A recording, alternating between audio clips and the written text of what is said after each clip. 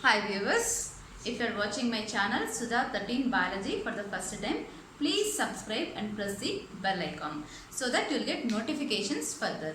And if you like my video, please share it so that it will be useful for many students at present. And for today's session, I would like to start human excretory system. As per request by the viewers, I have started human physiology and now I started human excretory system for today's session. And what is excretion? It is the elimination of nitrogenous waste from our body. So that is nothing but excretion. So this elimination is mandatory, otherwise it turns toxic in our body itself. So the elimination of nitrogenous waste from our body, it is said as excretion. And along with this excretion, even osmoregulation is also very important in our body. That is, maintenance of water balance is osmoregulation. So both excretion as well as osmoregulation maintain the homeostasis in our body. That means they maintain constant internal environment in our body. And depending upon the type of organism and where the habitat they are living, the excretory product is different. So when you take humans, so these are terrestrial organisms which are ureotelic animals which require less amount of water for eliminating the nitrogenous waste, that is in the form of urea. So that is why these humans, which we consider them as ureotelic animals. So these are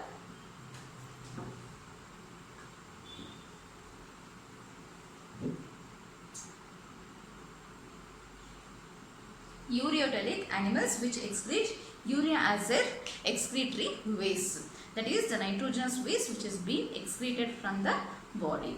And this, which are said as ureotelic animals, which require less amount of water for eliminating the nitrogenous waste, as well as they require less amount of energy. So less water as well as energy for eliminating the nitrogenous waste. And this human excretory system, especially, they constitute a pair of kidneys, that is left kidney as well as right kidney, and a pair of ureters and urinary bladder as well as urethra. So these are the parts which are present in the human excretory system. And coming to kidneys. So these kidneys which are present in the either side of the vertebral column. So these kidneys, where are located? They are present on the either side of vertebral column, which is extending between the levels. So if this is vertebral column, on either side we can see a bean shaped kidneys. So now these are extended between the levels of 12 thoracic vertebrae. So the total number of thoracic vertebrae is 12. That means the last one of thoracic vertebrae, that is 12, and lumbar vertebrae third. So it is present between the levels of thoracic vertebrae, that is 12th thoracic vertebrae, and third lumbar vertebrae, that is on either side of vertebral column. These are present between the levels of 12, thoracic 12 and lumbar third. So these are located, and these kidneys which are reddish brown bean shaped structures. So these are reddish brown bean shaped structures which are present in the retroperitoneal region. So retroperitoneal portion. So what is, that is why these kidneys are considered as retroperitoneal organs. So why we are considering them as retroperitoneal organs? The reason is, so if you see, so this is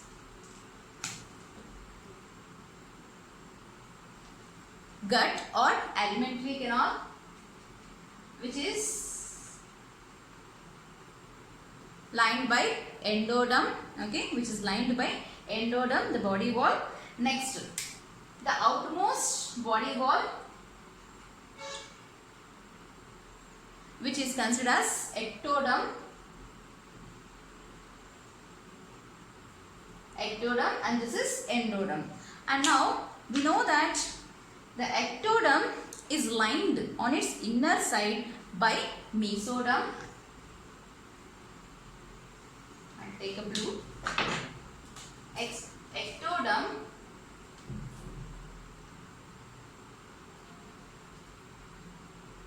is lined by mesoderm, as well as endoderm is also covered by mesoderm.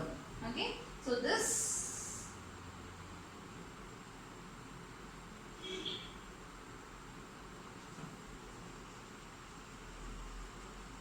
blue line which I gave is mesoderm. Okay, so endoderm is covered by mesoderm, as well as ectoderm on its inner side is also lined by mesoderm. So this is endoderm, which is around the gut. Okay, and next this is mesoderm. Blue line which I gave is mesoderm. So the space which is present between the body wall and gut, it is nothing but coelomic space. So this space which is present here, it is said as coelom. So remaining all organs are present in the coelomic space. X, Y, Z, all the organs are present in the coelomic space except kidneys. So where are these kidneys located? That is in between the outer mesoderm layer. So outer mesoderm layer, we call it as parietal peritoneum. So this is parietal peritoneum. Okay, and inner mesoderm is said as splanchnic peritoneum. Okay, so now kidneys, where they are located? In between body wall. So these are the kidneys which are present.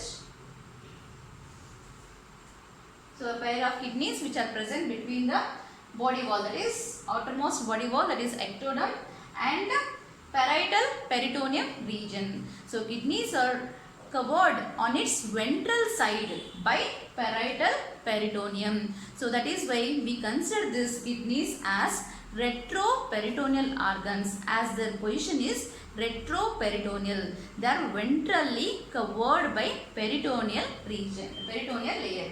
So these are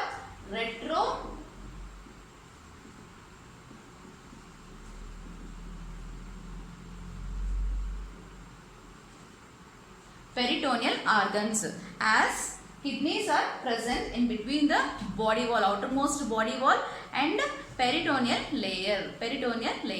So these kidneys on its ventral side, they are covered by parietal peritoneum. So these are considered as retroperitoneal organs. Remaining all other organs are present in the coelomic space, that is space between body wall and gut, except kidneys. They are present between body wall and peritoneal region. So that is why these are considered as retroperitoneal organs, as are again covered by peritoneal layer on its ventral side, that is on the ventral side of the kidneys. So these are retroperitoneal organs.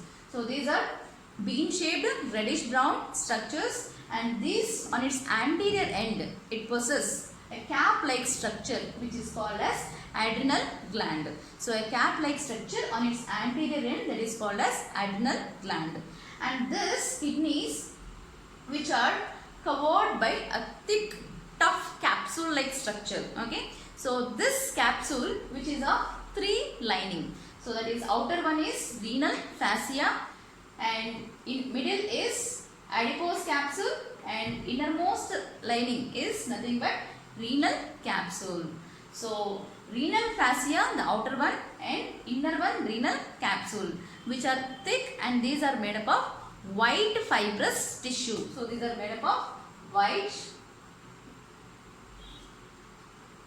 fibrous connective tissue, and middle adipose capsule, which is acting as shock absorber. So the middle layer is adipose capsule, which acts as a shock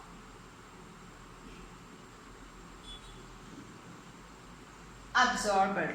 And each kidney weighs about an average, that is 120 to 170 grams in man. So it is around average, that is 120 to 170 grams in man. So each kidney weighs like this. And these kidneys which have a convex surface. So this is on outer side, it has convex surface, and on its inner side it has concave, and it is having a notch like structure which is called as hilum. So the notch like structure on its inner side is called as hilum, okay, which is in the form of concave shape here. So outer surface is convex and inner is concave. So there is a notch like structure on its inner side which is called as hilum. And this is a region where you can see the renal vein which will be passing out, okay, and as well as the renal artery which will be entering in. So through which the renal artery which will be entering in and renal vein will be passing out. And along with the renal artery, even the nerves are also connected in this region. So they are entering in this region. So that is in this notch region, that is we are calling it as hilum.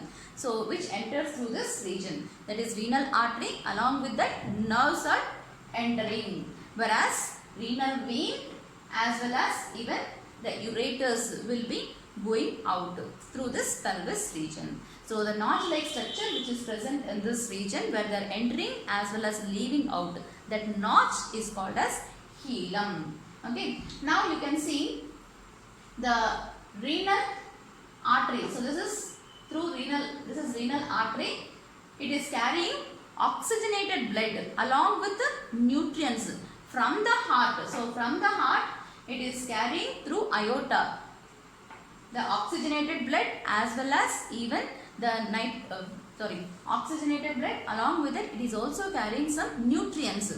Oxygenated blood, see here, through aorta it is carrying oxygenated blood as well as nutrients, and through renal artery it will be entering into the kidney. So near this pelvis region, and through renal vein. So this is renal vein.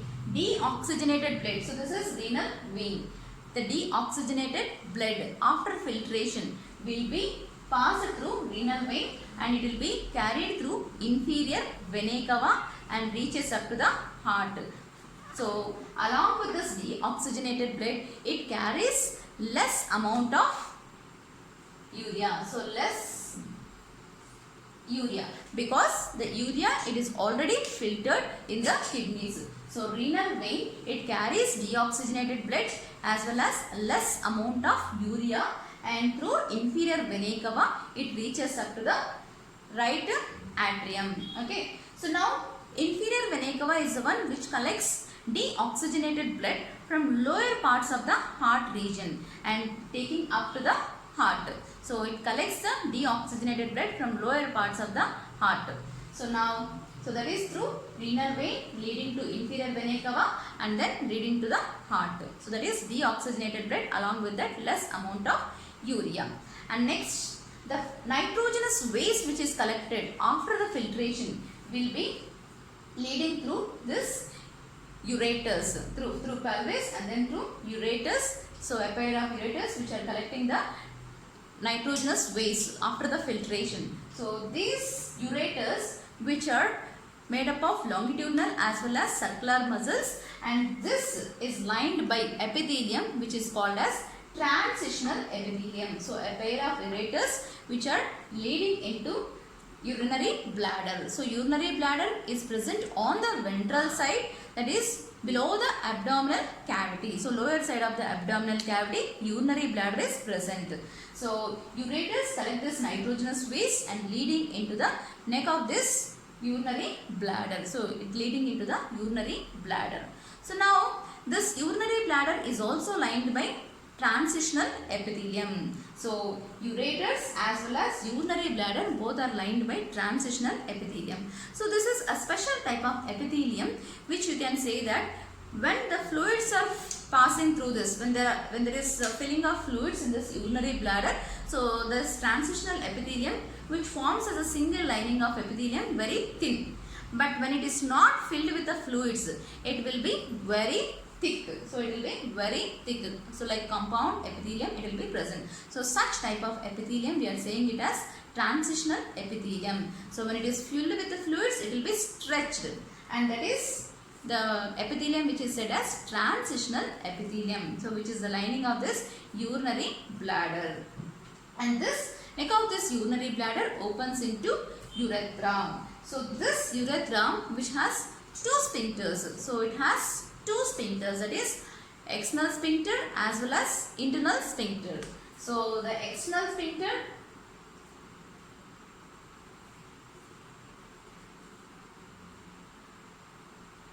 which is made up of smooth muscles and it is voluntary. It is made up of smooth muscles and it is voluntary in action. Whereas internal sphincter, so the urethra which has external sphincter made up of smooth muscles, whereas internal sphincter which is involuntary and it is made up of striped muscles. It is made up of striped muscles, and this is the opening, that is from the urinary bladder. The neck of the urinary bladder opens into urethra. Urethra has two sphincters, that is external sphincter, internal sphincter. External sphincter is made up of smooth muscles which are voluntary. Internal sphincter, it is made up of striped muscles which are involuntary in action. And this opening which is the urethral opening which is common in case of males, that is through penis, the urinary system as well as genital system are connected in case of males, that is through penis the opening can be seen. So the urine will be passed out through penis, as well as the genital connection is also the same opening, that is through penis. So now in case of females there is different opening which can be seen. So that is near the vaginal orifice. Near the vaginal orifice you can see the opening which is present. In case of separate opening for genital as well as urinary opening can be seen in case of females. Okay, separate opening can be seen.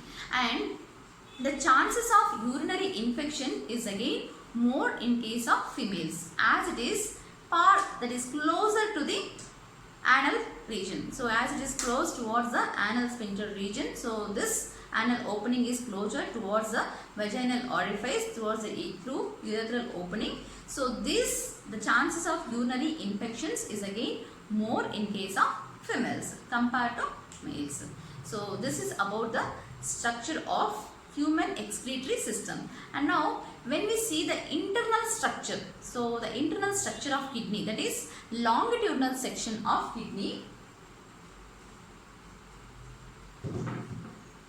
So till now we have seen human excretory system. So when we see the longitudinal section of kidney, so one kidney which we have taken a longitudinal section, so which is a bean shaped structure, reddish brown bean shaped structure, and you can see the convex towards the outer surface and this is concave, and each kidney is showing the differentiation of outer cortex and inner medullary region. So each kidney which shows a differentiation, that is outer cortex and inner medullary region. So now in the medullary region you can see a cone shaped structures. So these are cone shaped structures. So these are nothing but renal pyramids or triangular shaped structures or cone shaped structures which are called as renal pyramids, or even we call them as medullary pyramids, as they are present in the medullary region. So this region is called as medullary region, where there is presence of medullary pyramids. So outermost region it is cortex. And now this medullary region, so in this medulla which are cone shaped structures, so which starts from the cortex region. So they start from the cortex region, so that is from the base of the cortex and extends towards the inner side, and it ends with at the end of this, that is at the apex of this, you can see the hair like projections which are called as renal papillae. So these are called as renal papillae, hair like projections which are called as renal papillae. So the pyramid, it starts from base of the cortex and at its another end, opposite end, it has apex end. It has a hair like projections which are called as renal papillae, and this leads into calyx-like structures. So cup-like structures which are called as calyx. So each one is said as calyx, and plural we say it as calyces. It opens into calyces. And you can see in between these pyramids, so there is a projection of cortex region. So there is projection of cortex region into this medullary pyramids. So that is called as columns. Okay, so column of Bertini. We call them as even renal columns or column of Bertini, where there is projection of cortex region in between this medullary part. So in between this medullary pyramids, the cortex region is being extended. So that part is called as column of Bertini, or it is even said as renal column. So these are renal columns, which you can see the red line, that is renal columns. And next, this through renal calyx, that is renal calyces, it opens into a funnel shaped structure. So the funnel shaped structure which is called as pelvis, and from this pelvis you can see the openings of, from there it leads into ureters, where the nitrogenous waste which will be sent out through ureters from this pelvis region leading to ureters, the nitrogenous waste will be eliminated out. And through this notch only, that is hilum, there is entry of renal artery which is carrying, so that is oxygenated blood from the heart. Oxygenated blood from the heart along with that nutrients will be carried through renal artery into this kidney. And next, renal vein. So along with renal artery, even the nerves also will be entering in. And through renal vein, the filtered blood is being collected and passed through renal vein and leads to inferior vena cava, again going back to the heart. So that is renal vein. So which are entering in, that is renal artery, as well as nerves are entering into the kidney near this notch, that is hilum. And whereas renal vein, which is collecting the filtered blood and collecting the nitrogenous waste, is by ureters. So ureters as well as renal vein which are leaving the kidney. So this is very important. Okay, and this is about the longitudinal section of kidney. So in this class we have been studied about complete human excretory system, about a pair of kidneys, a pair of ureters, as well as even urinary bladder, as well as urethra, and along with that renal artery as well as renal vein. And we also studied about the longitudinal section of kidney. So that is LS of kidney, which we have been studied here. So in the next session we will be studying about the nephron structure. Thank you. If you like my video, please share it.